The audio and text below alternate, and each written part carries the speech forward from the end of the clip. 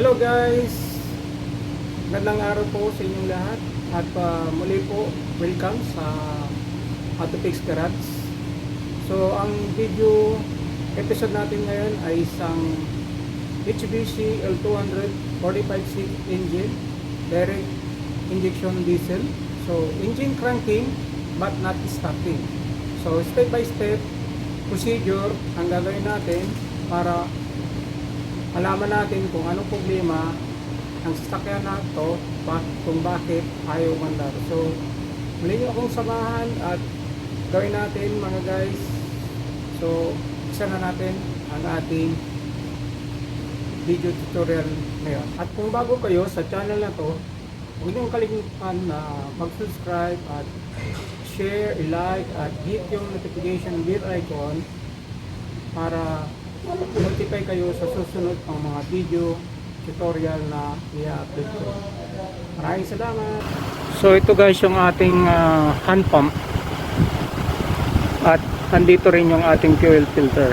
So tatry natin na kuha na ng fuel sample para ma-check natin kung contaminated yung ating fuel ng ibang liquid. Okay, first step mga guys, so check natin kung may fuel na lumalabas sa ating hand pump sa ating fuel filter.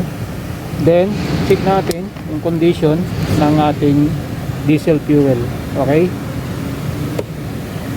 so yan ang ating diesel fuel mga guys. So far wala namang problema, hindi contaminated ng anumang liquid. Okay, next step mga guys, so i-check natin kung may fuel na lumalabas dito sa outlet galing ng ating supply pump papuntang common rail. Okay, so mga guys, tips ko lang, no, pagka during cranking at tinanggal nating pipe na to at walang lumabas na fuel, so ibig sabihin may problema tayo sa supply pump. Maaring sira yung supply pump or yung ating suction control valve. Pero bago natin ma-judge na sira ang ating supply pump, so kailangan i-check natin muna yung ating suction control valve. Ito mga guys, itong maliit na to. So yan, madali lang yan. Allen type lang yung bolt nya na dalawa, pwedeng tanggalin, or i-switch on yung ignition key para maramdaman kung may mararamdaman tayong o maririnig tayong vibration, indication na gumagana yung ating suction control valve. So kapag may narinig tayo o naramdaman nating nag-vibrate, ibig sabihin buo yung ating suction control valve. Okay, check natin guys kung may fuel na lalabas sa ating supply pump.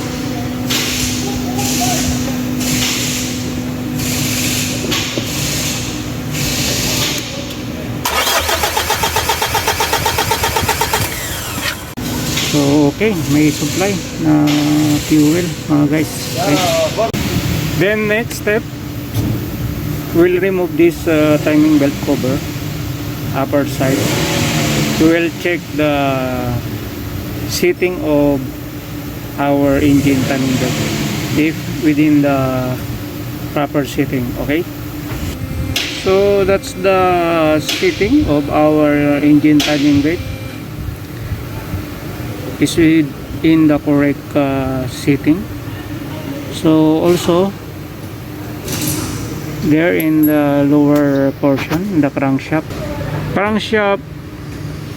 stationary and the moving mark of crankshaft pulley was aligned together. So within the correct setting of our engine timing belt, so we don't have problem regarding in the setting of our engine timing belt. Okay, next steps mga guys, chichikin natin yung injector harness connector kung may current supply na lalabas. Gagamit tayo ng test light. Okay, we'll check the harness connector of injector number 1. Okay,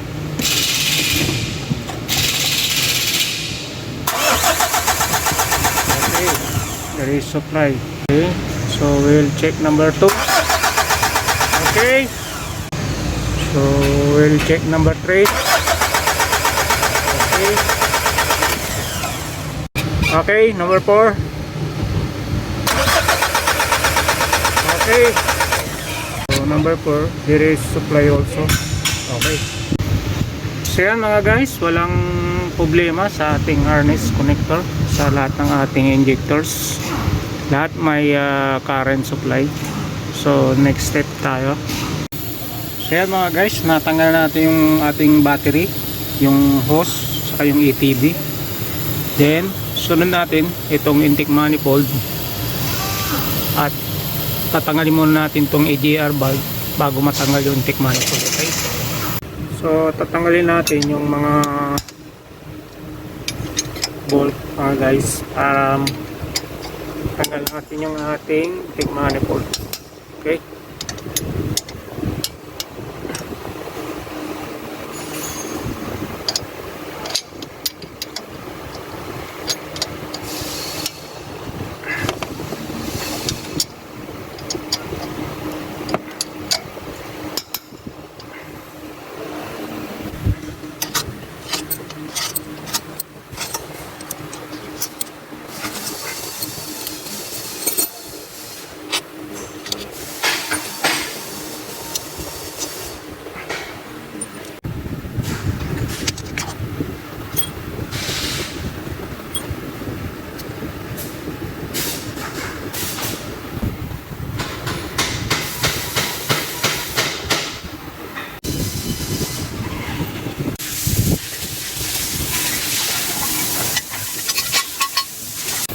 next steps natin mga guys, so maglulusan natin yung ating nut ng ating fuel delivery pipe papuntang injector number 4. So ilulusan natin to, then ikakrank natin kung may lalabas na fuel. So one by one, after ng number 4, number 3, then number 2 and number 1. So tatry natin lahat yan para ma-diagnose natin kung may fuel, diesel fuel na lalabas sa bawat port na papuntang ating mga injector, para ma-diagnose natin kung okay, hindi clog yung ating common rail. Okay, crank.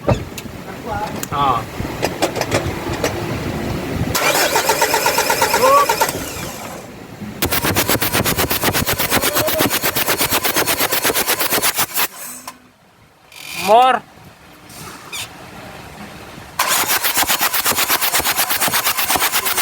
Malabas sa ating common rail. Okay, so para mga guys, wala tayong nakitang clog sa ating common rail.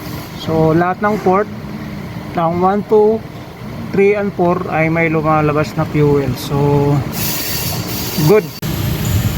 So itong mga guys, tatanggalin natin yung ating heater plug para makapag-perform tayo ng compression test. Okay,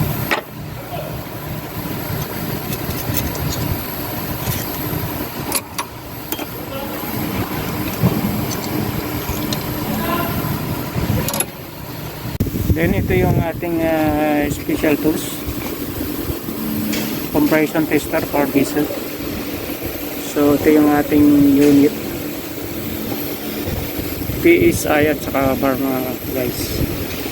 So meron tayong adapter dito na insert sa ating cylinder head. Okay, so ito Lagay natin sa number 1. Okay. So, yan.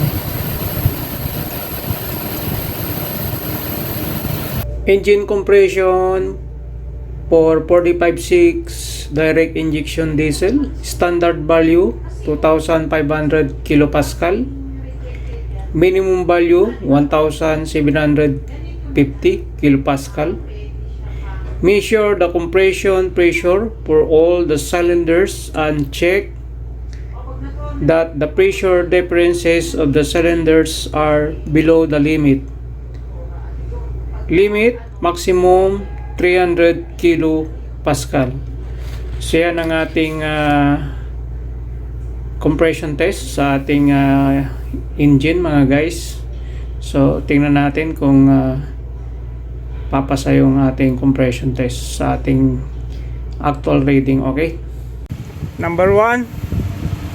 Ay aywa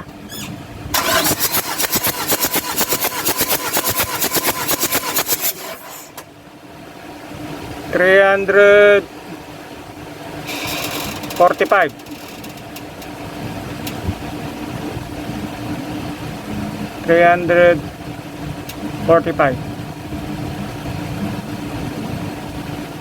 PSI.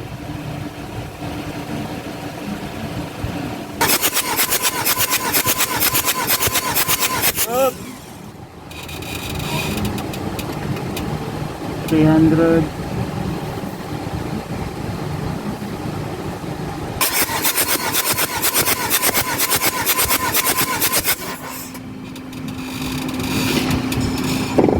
340. So yan guys, number 3. So far wala tayong nakuhang kahit ang problema sa compression. Okay,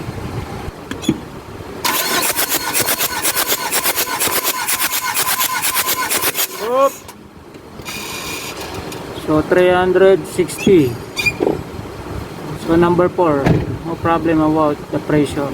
Okay, so ito mga guys ang result ng ating ginawang conversion sa ating compression test sa number 1. So 345 PSI. So sa kilopascal ay 2,377 kilopascal. Sa 340 PSI 2,342 kilopascal. Same value sa number 3.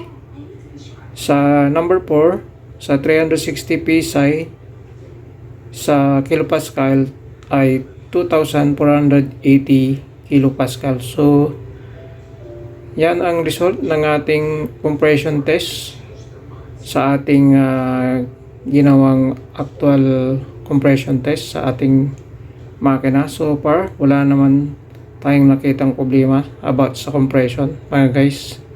Okay, so remove natin yung ating valve cover mga guys. So mga guys, tanggalin natin tong 4 na injectors natin para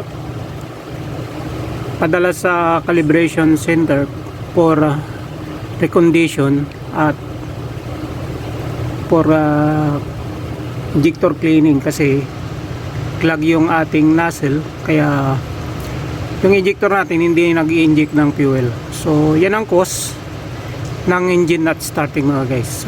So bago nyo tanggalin yung mga injector mga guys, lagay nyo ng marking. So yung number 1 marking, yung number 2 marking, then yung number 3 markings, para sa pagbabalik ma-identify natin yung proper location ng bawat injector kung saan natin tinanggal. Okay? Okay mga guys, so ang gagawin natin ngayon, so mayroon tayong tester dito. So nilagay ko sa ohms dahil kukuha na natin ng resistance itong ating injector. So yung terminal 1 at saka 2. So yung test probe natin ilalagay natin dito sa ating terminal ng ating injector, yung kahit alin sa dalawa. Kahit magbaliktad yan mga guys, walang problema. So kukuha na natin yung resistance ng ating injector. So ang standard value nito ay 0.45 ohms. So tingnan natin kung ilang ohms ang makukuha natin mga guys. Okay, so yung positive at negative test rod ilalagay ko rito sa terminal ng ating injector sa 1 and 2.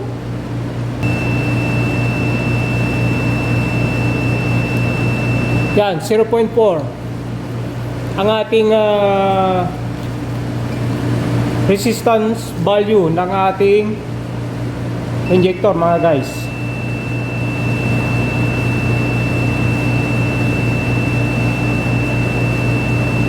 Yan, nagbabari 0.04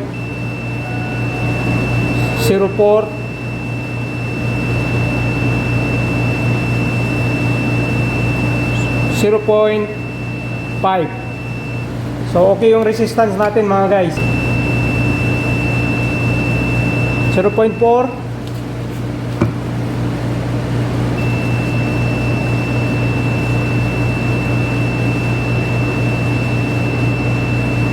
0.4 to 0.5 nagbabari mga guys. So yung resistance natin actual reading sa ating injector, so wala tayong problema sa resistance. So ang gagawin natin, papadala natin to sa calibration center for recondition para ma-cleaning yung nozzle tip kasi nag-stuck. So I hope maging successful ang ating diagnosing for today. Okay? So yan na mga guys, we're fixing back na yung ating external parts like intake manifold. So para matapos na yung ating video tutorial. Okay.